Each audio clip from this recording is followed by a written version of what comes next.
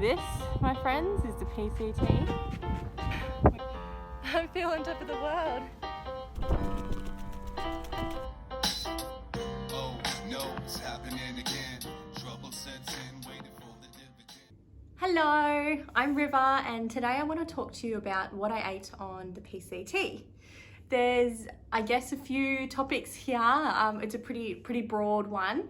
I will touch a little bit on all of the main meals and the snacks, but I guess it makes sense to sort of start with my resupply method as well. So I hiked the PCT in 2018, 2 years ago, and I came from Australia, as you can tell from my accent, which meant that resupply and like posting myself resupplies wasn't a very convenient or worthwhile option. So I didn't do that, and I pretty much just shopped along the way as I went up the trail.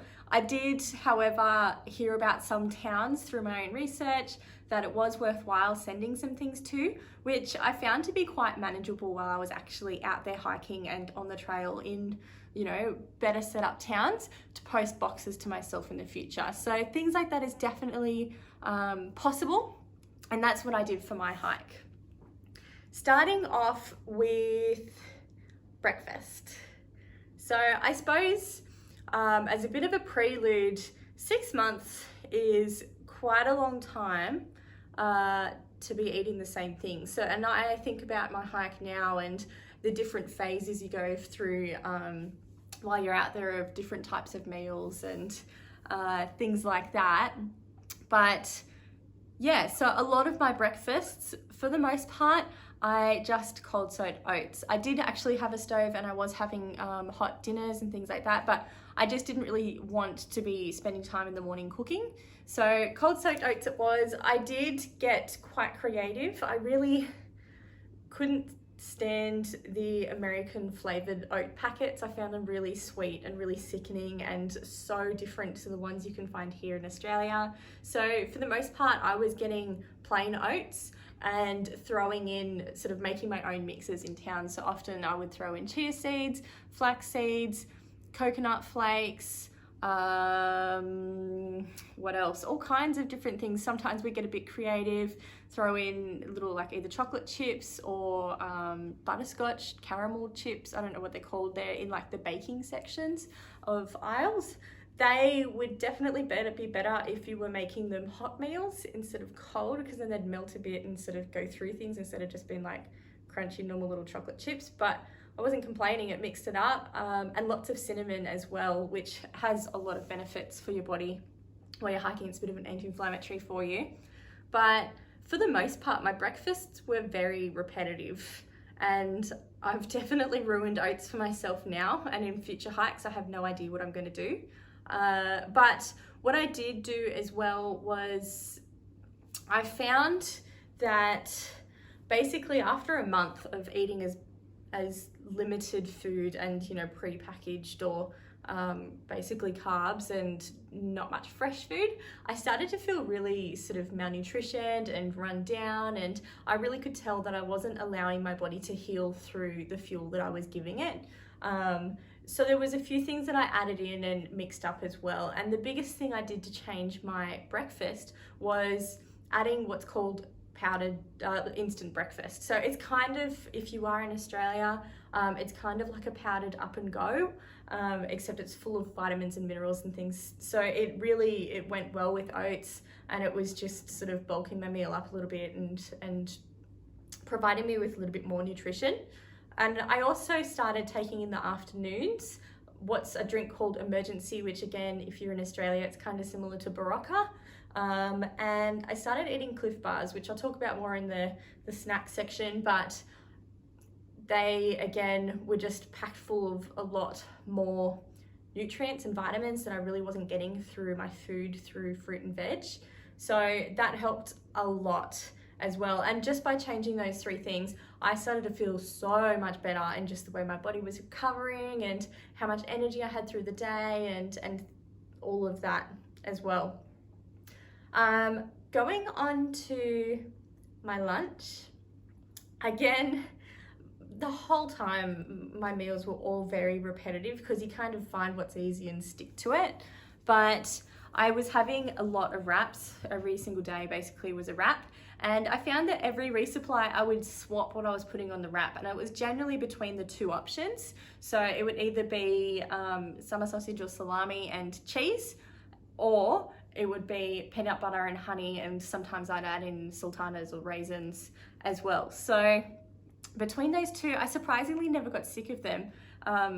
Both of them I loved so much, but I did find I had to try and time and preempt the places I was going to go to. I found that in the hotter sections of the hike, you know, the cheese wasn't lasting as well, and certainly not, I carried out spinach for a while, try and put them onto my wraps, but I just kept finding that it would get so squashed and so affected by the heat that it would just turn before I could eat it all. So I stopped that after just the first few weeks. So I was pretty determined at first to try and make it at least somewhat of a healthy hike, which it really didn't end up being for me.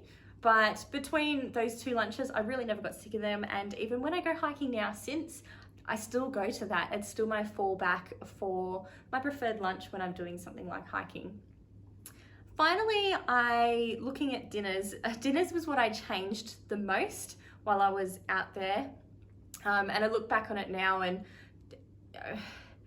you know, I wonder why we start to eat so poorly out there, and it really is a cost thing. It is so cheap and easy to eat poorly, and also really lightweight to eat poorly.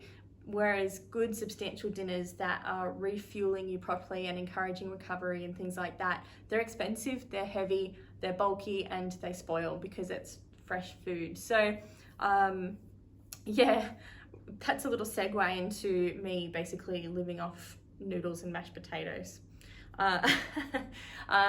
Yeah, there's nothing that makes me truly happier than ramen. And I would normally have them either on their own just as a packet or two, or I'd be adding in a packet of tuna or salmon or something like that. Or I would be having the Idaho mashed potatoes, which I've only seen in the US. It's not here in Australia. We only get like plain mash by like a kilo bag.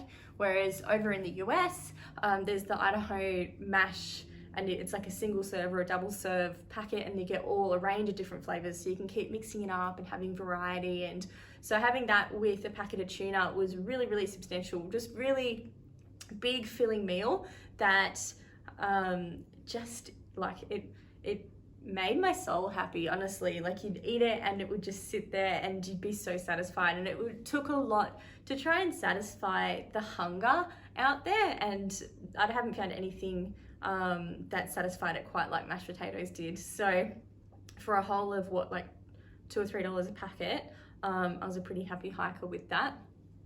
When I started out, I did start out with the instant rice, instant pasta sides, those kinds of things. You could get them here in Australia as well, so I kind of knew that they were easy and to cook and all of that. They didn't have a long cooking time. I was pretty lazy, and I would just boil a bit of water, throw it in the packet itself, seal it back up, and try and let it rehydrate, kind of like the dehydrated hiker meals that you can get. It never did hydrate again quite as well as the specifically dehydrated hiker meals did. But I was really lazy, wasn't interested in cooking for a long time, wasn't interested in washing up after it, so I just kind of ate crunchy pasta and crunchy rice for probably the first month. So it's not surprising that I got sick of that so quickly and moved on to mash and ramen. But I suppose the thing towards the end, you know, when you start out as a new hiker, you're so bothered and you're so excited and you're willing to put energy into things, and by the time I finished, I was pushing hard. You know, I've been walking really big days. I was just truly exhausting myself, and you dial everything into as quickly as possible, doing everything. Setting up camp at night, putting a bit of water on, things like that. So I often found that some nights I was so tired and so hungry that I couldn't be bothered to boil water. And the thing I loved about the mash was that I can use cold water, and it hydrates the same, and it's still literally instant. You just need to mix it in with water. And I honestly didn't care if it was hot or cold. The temperatures we were in were very reasonable, so we were nice and warm. It wasn't like we needed a hot meal to heat ourselves up. So that all worked really well. I just got super lazy, super efficient, and yeah, for basically the same reason as why I wasn't cooking my breakfasts either. I also found that coffee, so in my day-to-day life, I'm a 1 coffee a day kind of person. I'm really quite caffeine sensitive, and I can go without it. I guess it's routine that I have it, but having 2 coffees a day, that means that I'm a totally tired person, and anything past sort of 2 o'clock, I've got the shakes and having meltdowns, and then not getting any sleep if I have more than 2 coffees.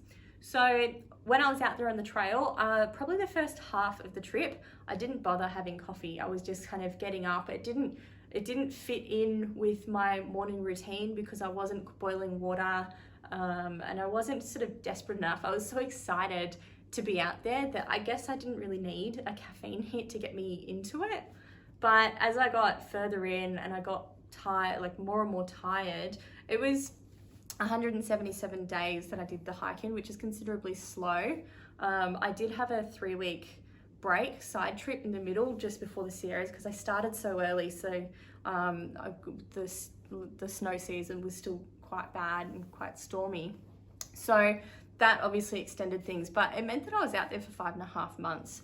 Towards the end, I pushed really hard to be able to finish, and that's when I started to rely on caffeine in a very different way. So I actually started hiking with some people who got in the habit of not having breakfast. They'd just get up, pack up their stuff, walk for an hour or 2, and then sit down and have sort of a half an hour breakfast. And they'd cook themselves, they'd boil themselves some water, have some oats, and have a coffee. So sometimes I would still have I would always have my breakfast in the morning. I really hated breakfast, so I would kind of just set my alarm for like 5:30, sit up in bed, eat my breakfast cold before I could even think about what was happening, and then just get up and move on with my day. So that's kind of how I just stomached through all of those cold soaked oats.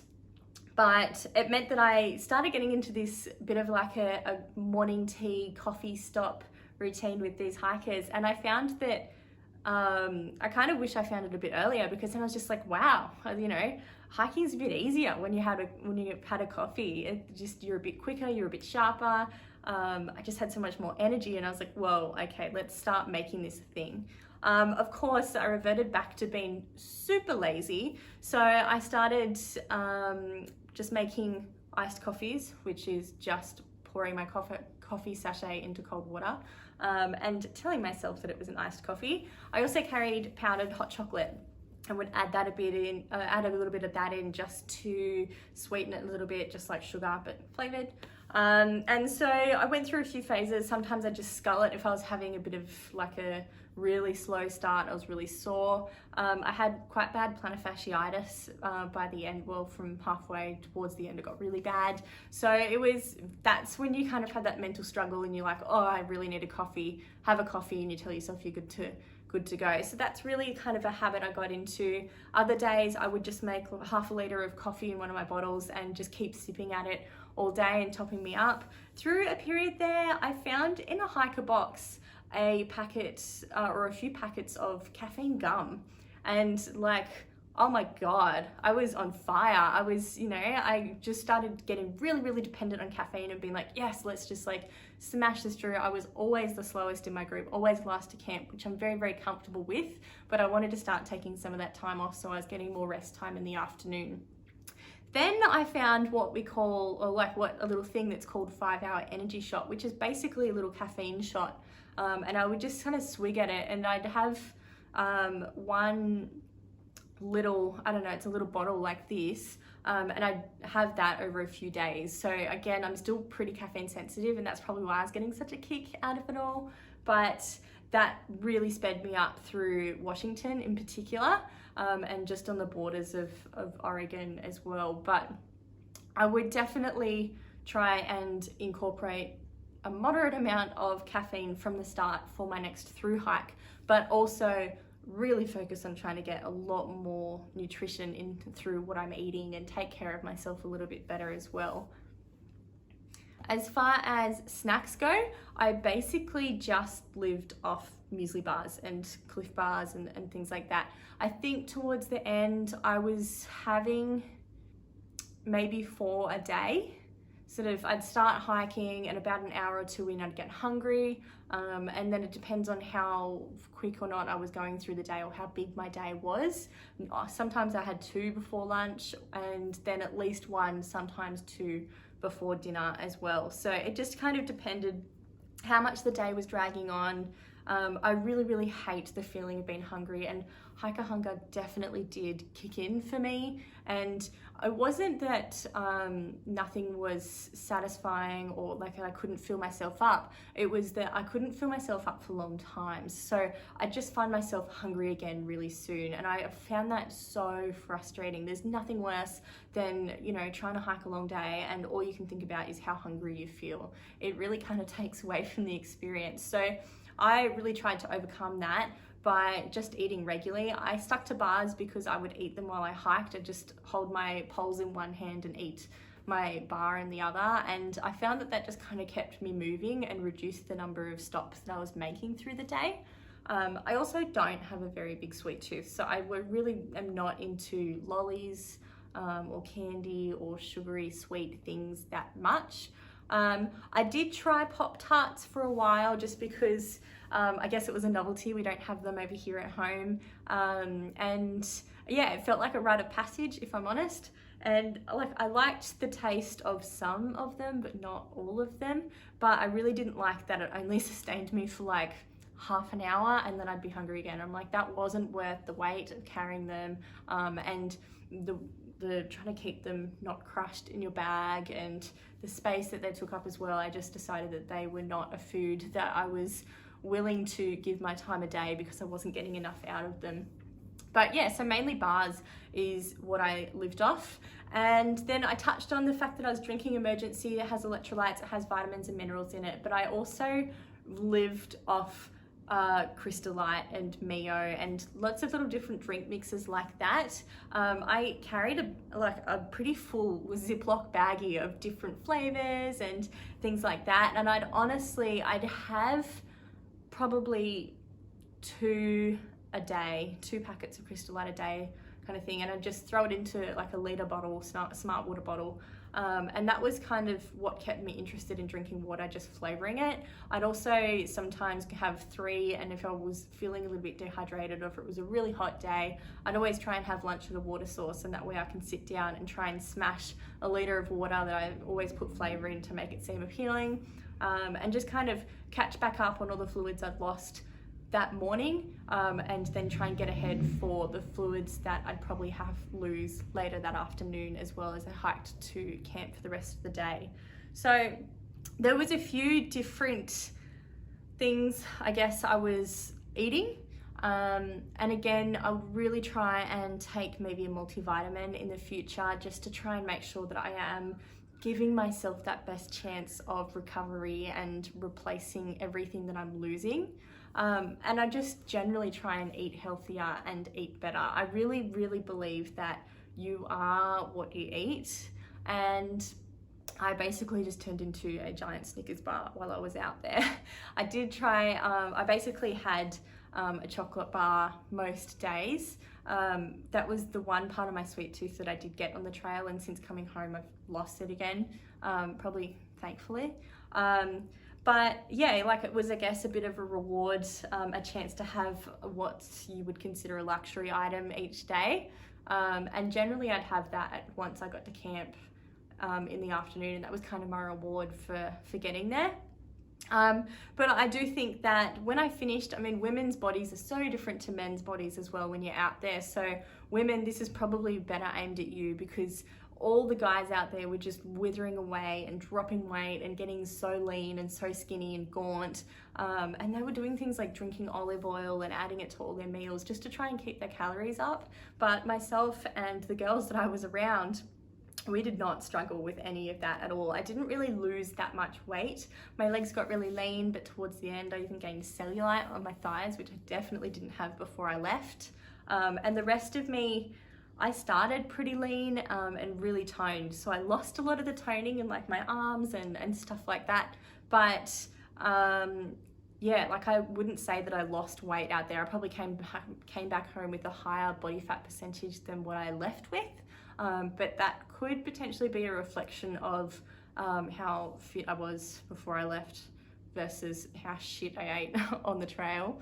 And that's something that I'll definitely focus on trying to improve for the future as well. Maybe some greens powders, and yeah, I don't know, look into it. Town food as well. I would eat, I think I had a can of Coke, an orange and a burger in every single town that I went through. That was just the thing. You have a default order and that was mine, and that really made me happy. And I really think that I should have been in a better habit of seeking out more salads and fresh food. But when you feel that hungry and kind of unsatisfied, salads didn't seem that appealing because I was just scared that it wasn't going to fill me up, and I felt like it was money wasted, and that I'd still just have to eat again in an hour. So I'd really go for like the burgers and the things that were really slow to burn, because it would keep me fuller for longer. But that's something else big that I would change for my future through hikes. I think that's everything I ate in the PCT. I did randomly just think of one other memory that I had, and that was out in the Sierras. I decided to change what I was having for lunches, and I brought a jar of Nutella instead of peanut butter, just for, you know, a little bit of extra sugar, just to treat myself a bit. I knew it would be a hard stretch, and it froze out there. It is do not take Nutella to cold places because it just solidifies. And I remember I actually bent my knife trying to like scoop it out to make my wraps. So what I had to do was each night I would have to take my jar of Nutella into my sleeping bag with me and like hold it between my thighs to try and warm it up enough to soften. And then I'd have to pre-make all of my wraps that night, roll them all up and then put them away. And that did actually end up working out really well for me, because I had just constant snowstorms through the first part of the Sierras before I flipped,